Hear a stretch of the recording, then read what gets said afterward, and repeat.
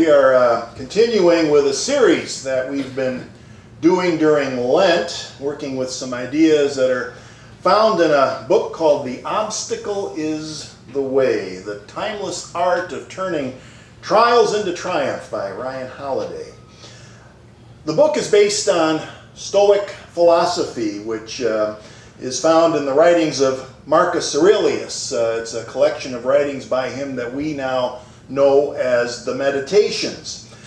He wrote the Meditations as, think of it as a personal journaling process that he was going through to reflect on Stoic philosophy and learn how to apply it in his life. These were private notes that he wrote to himself, and they helped him to deal with the enormous responsibility he had of being the Roman emperor and military leader during a time of almost constant military campaigns and attempted takeovers and all sorts of problems going on out in the far-flung Roman provinces. He never intended for them to be published, but they survived, and they were combined into a single book that's still being reinterpreted and published today. So there's one quote in particular that summarizes the theme that we've been working with here for the past few weeks. And it's this one. He says, "Objective judgment now, at this very moment. Unselfish action now, at this very moment. Willing acceptance now, at this very moment of all external events. That's all you need. That's all you need to deal with any kind of obstacle or challenge that we might be facing." And the easy way to remember this whole thing is with these three simple words: perception, action, and will. Now, so far we've talked about the first two. We've talked about managing our perceptions, we've talked about taking effective action, and last week we ended with one final bit of advice. After we've managed our perceptions and after we've figured out the plan of action and we've actually gotten up and done something about it, the last bit of advice that he gives us is to be prepared for none of it to work. That isn't defeatism. It's not pessimism. It's being realistic. If we're prepared for the possibility that it might not work, we become more resilient, which takes us then to the third practice, which is willing acceptance of all external events. Acceptance doesn't mean acquiescence. Doesn't mean we approve of everything that happens. We're not putting on our rose-colored glasses and calling everything okay. That's not healthy. True Stoics do not deny or suppress their feelings. They accept them. They certainly don't deny reality or try to warp reality to suit their own purposes. Some of you might be maybe more familiar with the work of Byron Katie. Anybody know about some of her work? She wrote a book called Loving What Is. And one of her sayings is this one here. She says, "When I argue with reality, I lose, but only 100% of the time." That's the truth. That is Stoic philosophy. It goes back over 2,000 years. Accepting reality as it is requires some willpower. And this is where the English language once again proves to be interesting. When we think about exercising willpower, aren't we usually thinking about something that we're trying not to do? Willpower, often we're thinking of something that we're trying not to do. So maybe instead of calling it willpower, we should be calling it won't power. like this one here. "It's not that I have no willpower, it's my won't power that I'm all out of," as she goes ahead and has that next big fork full of spaghetti. That's how it works sometimes. Well, this is how the author of the book defines will. What is will? Will is our internal power which can never be affected by the outside world. Placed in some situation that seems unchangeable and undeniably negative, we can turn it into a learning experience, a humbling experience, a chance to provide comfort to others. That's willpower. This definition of will has a lot more to do with surrender than strength. And by surrender, he doesn't mean giving up or giving in. It's really quite the opposite. This kind of surrender means that we get the ego out of the way. Here's the rest of the definition. True will is quiet humility, resilience, and flexibility. That's true will.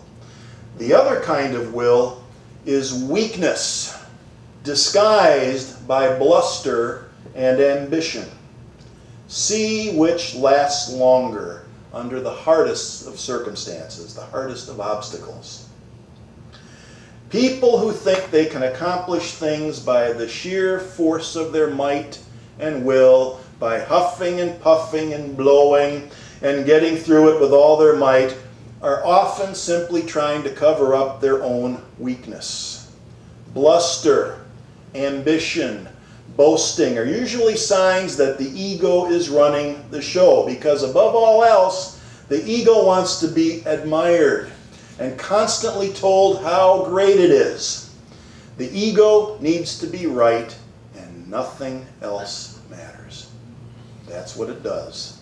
So, true will is mastery of this all too human tendency that we have. Mastery of it that our culture doesn't really support, does it? Our culture doesn't encourage that kind of mastery, probably because too many people are caught up in the whole masquerade party that passes for our pop culture. Here's an interesting word. Persona. It's a Latin word that means mask, or a character played by an actor. Persona is the root word for the word personality. Personality is the face that we show to the public, like a mask. We show that face to the public, which suggests that there might be something else behind it, behind the mask. Maybe something that we're afraid to show to the world. Or sometimes we just forget that we're wearing the mask, because we spend a lot of time carefully crafting this mask, and after a while we get to think that maybe instead of being a mask, it's like a shield that protects us. But either way, that's what we show to the public, and there may be something behind it. We're afraid to show it. That's the message we get from our culture. The American Buddhist teacher Alan Watts wrote an entire book on this problem.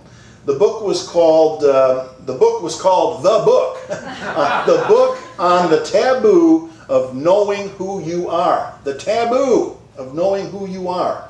Now, here's the premise, according to Alan Watts. He says, the most strongly enforced of all known taboos is the taboo against knowing who or what you really are behind the mask of your apparently separate, independent, and isolated ego. He wrote that in 1966. And if anything, the taboo has become even stronger since then. We need to get rid of the mask and get in touch with that internal power, which is the best and truest expression of this thing that we call will. This humble sense of flexibility and resilience rather than bravado and bluster. We want to take that taboo and we want to violate it good. We want to rebel against the tyranny of mass culture, which tells us that appearance is everything. The whole purpose of being involved in spiritual practice is, after all, to get beneath the surface, to get behind the mask and experience life and discover what's real, what's really important.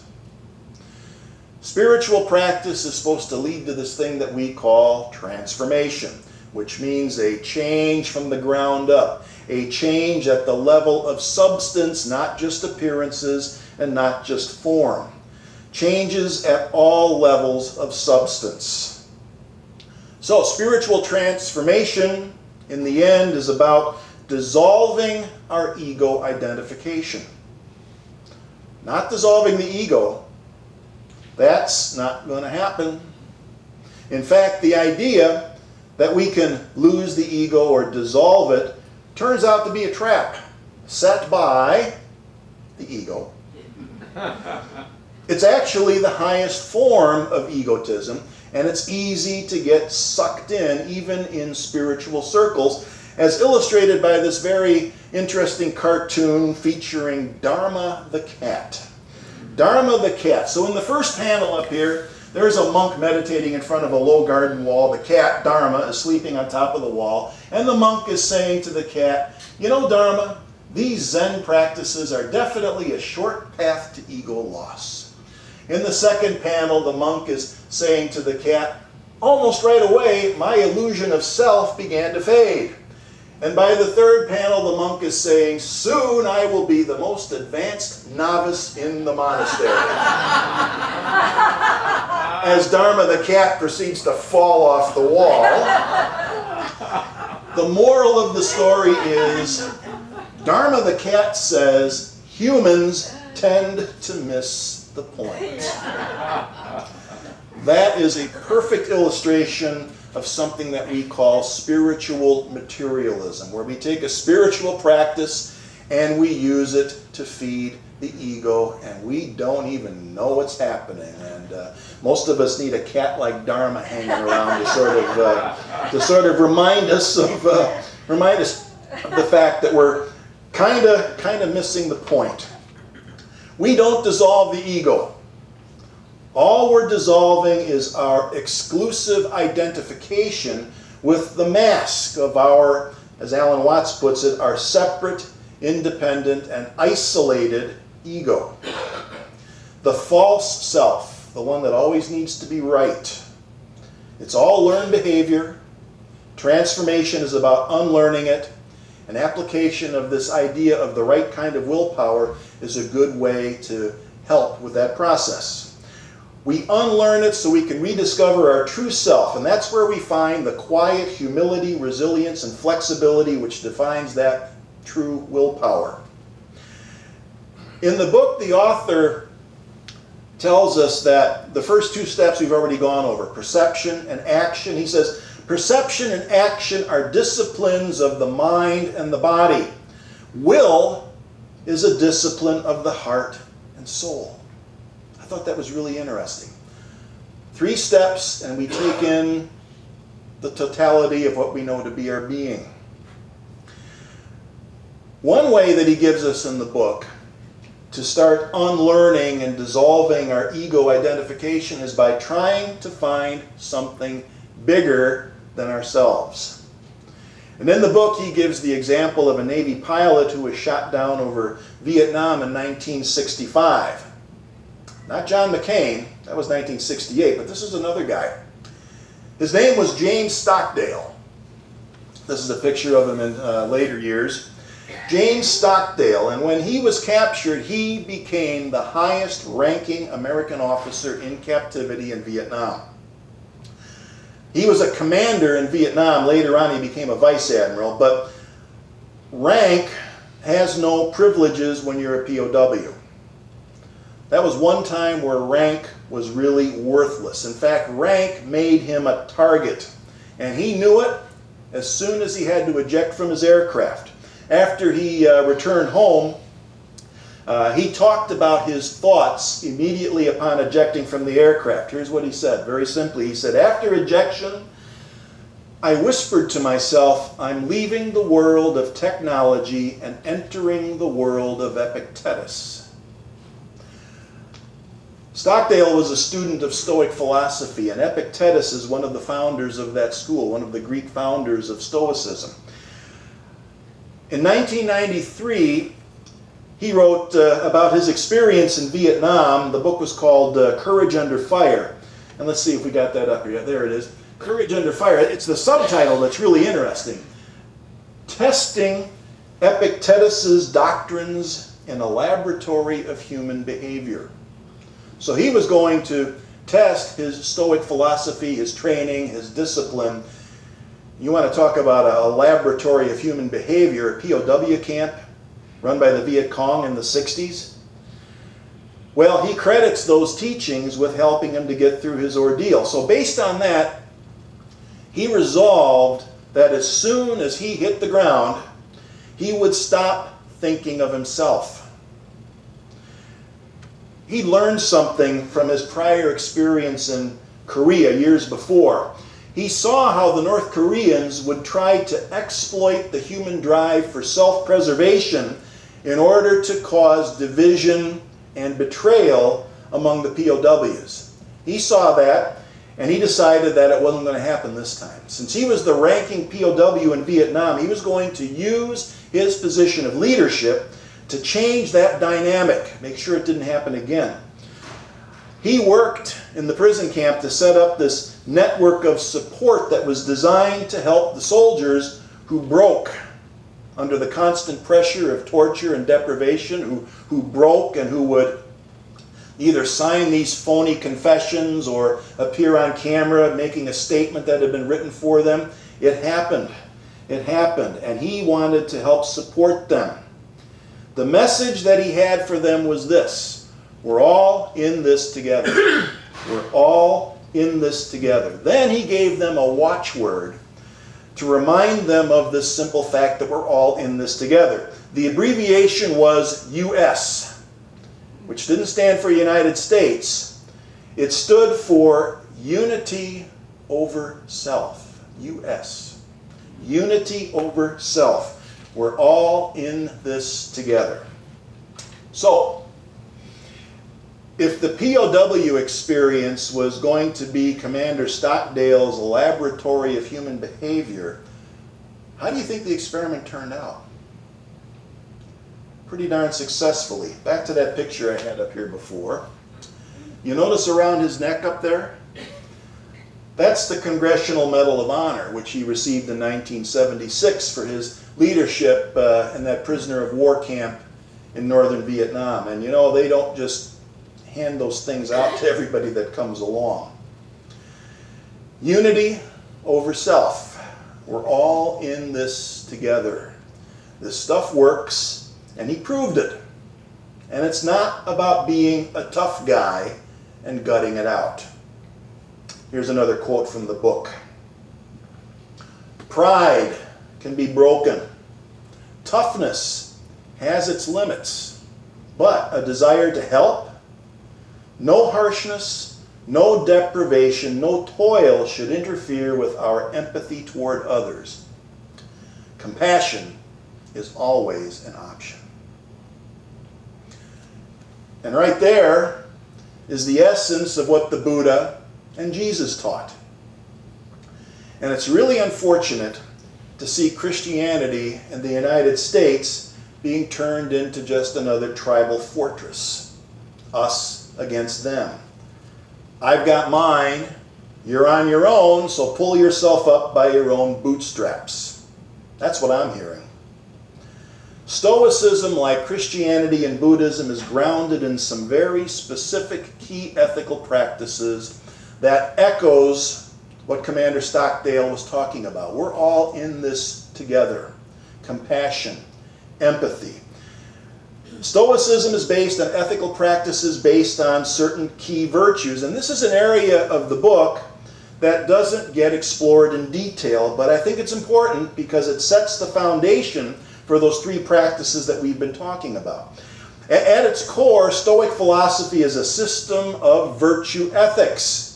Like our 12 powers in unity. That's a system of virtue ethics. But instead of 12, they work with 4. Heck of a lot easier to remember. And that'll be our topic for next week. See you then.